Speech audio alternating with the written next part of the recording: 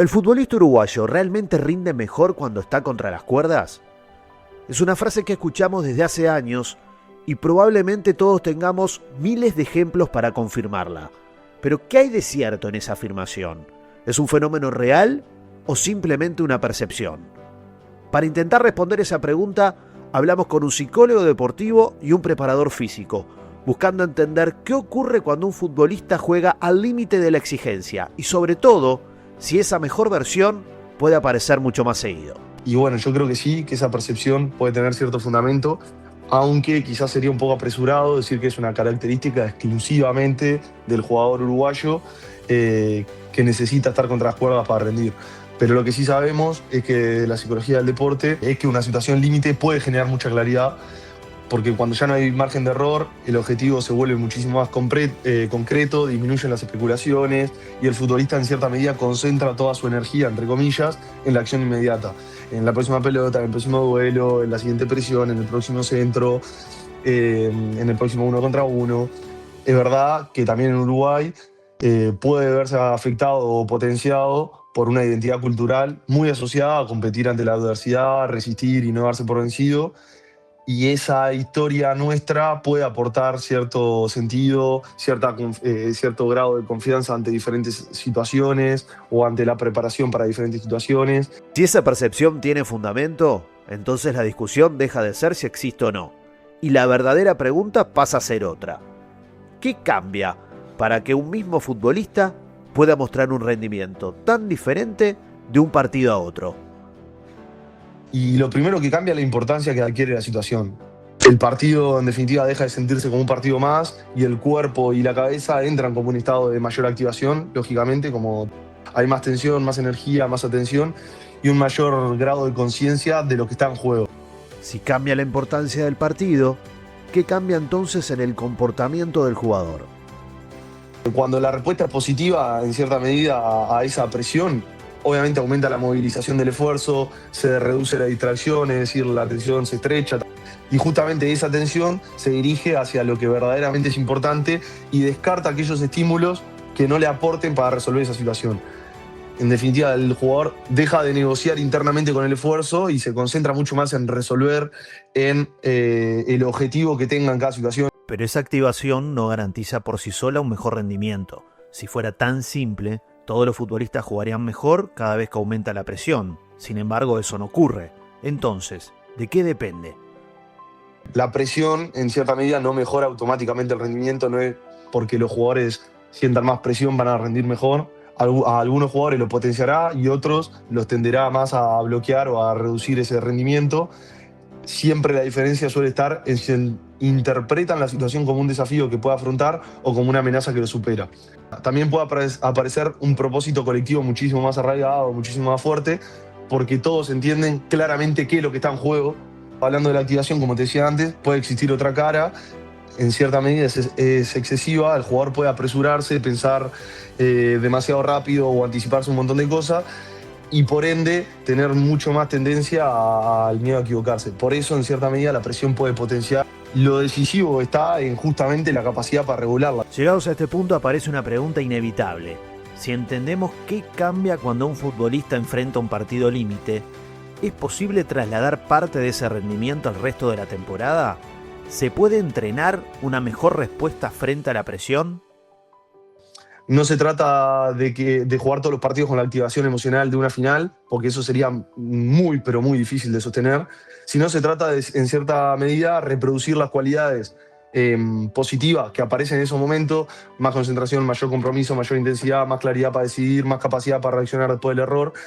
Y obviamente que todo eso se puede trabajar generando situaciones de presión progresiva durante los entrenos, tareas que obliguen a decidir bajo tensión, no desde la amenaza o del miedo, sino dando herramientas o simulando situaciones para que después se puedan encontrar con escenarios más símiles y no disímiles a lo que podría ser el partido.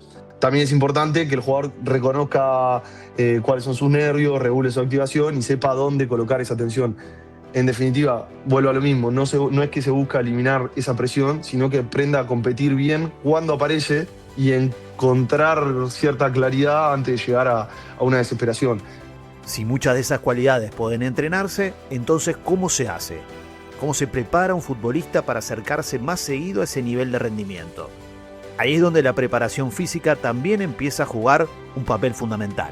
La predisposición mental lo es todo, porque en realidad es la que moviliza todo lo que hacemos y eso tiene un umbral mínimo. Es decir, si no hay un mínimo de predisposición o de motivación, no nos seduce o no nos empuja a hacer algo, a hacer un esfuerzo, pero es algo que se prepara, es algo que se adapta y es algo que se entrena.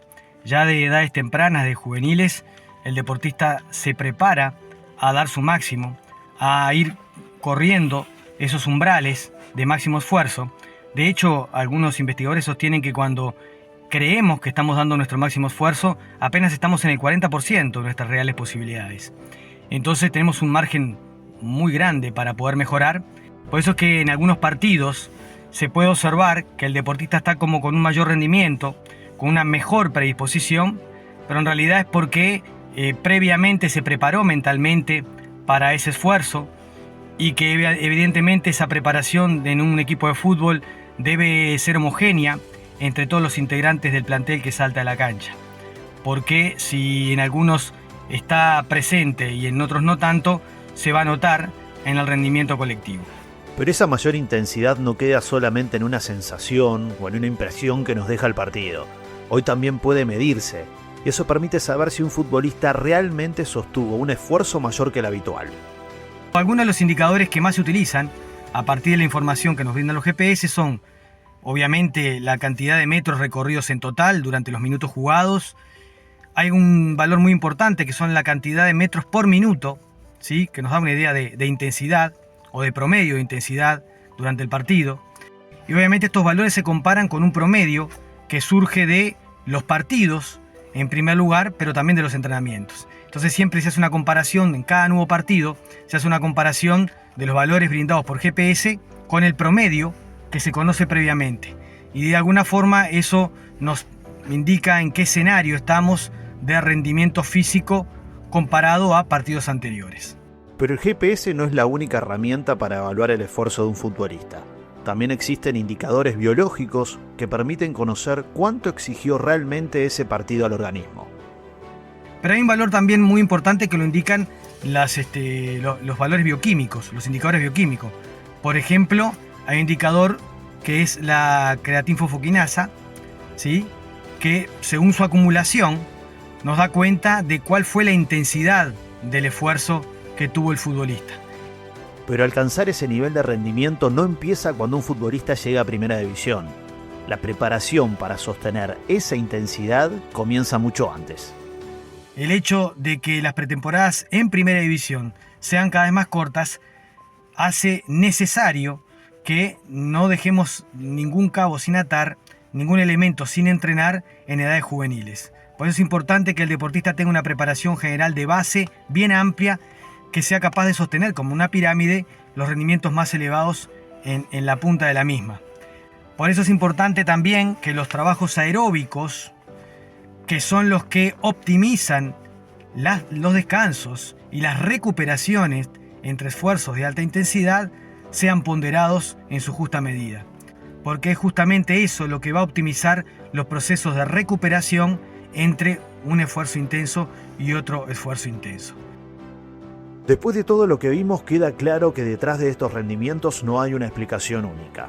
Hay factores psicológicos, físicos y de preparación que ayudan a entender por qué aparecen. Pero quizás la conclusión más importante no sea que el futbolista uruguayo necesita sufrir para rendir más. Quizás la verdadera conclusión sea otra. Por eso, más que quizás decir que el uruguayo necesita sufrir, diría que las situaciones límites muchas veces ordenan y activan muchísimos recursos que el futbolista ya tenía y que ante muchísimos estímulos que lo llevan a prestar atención en muchas cosas, se dispersan, digamos, esos recursos. Ahora, cuando se encuentran situaciones límites, los recursos se estrechan muchísimo más hacia llegar al fin que quiere.